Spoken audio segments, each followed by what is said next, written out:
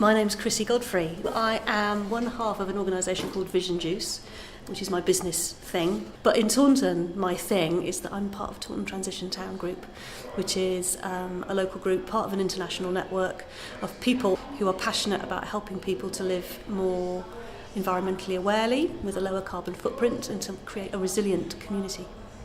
We can really genuinely act right now, no question, no fundraising needed, no prevarication, no politics. You can just do it right now where you are.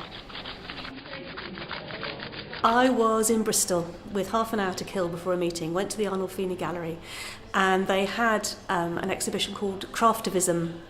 One thing in it really swept me away. It was a brass plaque, and it was etched, engraved, with a map. And when I looked closely at the map, I got really excited because it was a map of free food, the location of free food that you could forage on Brandon Hill, which is right slap bang in the centre of Bristol.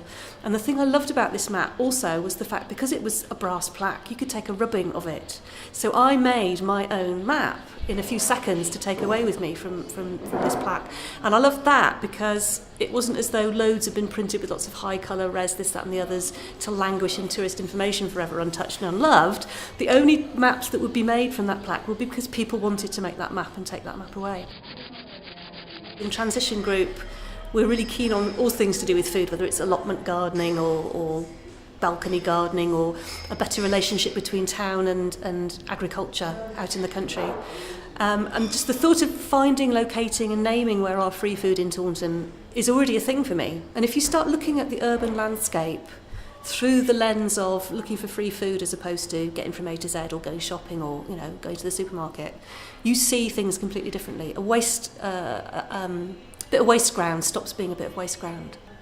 But to have an artist-led project who would first find out what people already knew, but then maybe take people on walks to get them to see differently, to reframe that relationship to the landscape, reframe their relationship to food, to the notion it has to come out of a supermarket first.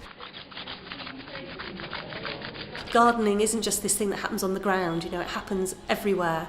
And there are countries, California's brilliant, and also bits of London, other places in the world, which start to use buildings, the outside of buildings, the tops of buildings for growing food. So vines or other climbing kind of food plants, or foods that can be encouraged to climb, not just from the ground level, but at different planting media halfway up a building. So that a south-facing building is just this jungly, massive of deliciousness that you can lean out of your window and pick, or a roof garden is a place for honeybee hives and so on. If that was incorporated in an architect's thinking, that actually a south-facing building isn't just where you stick your solar panels, but where you can grow grapes or kiwi fruit or whatever you like, really. That would be amazing. I'd love to see that.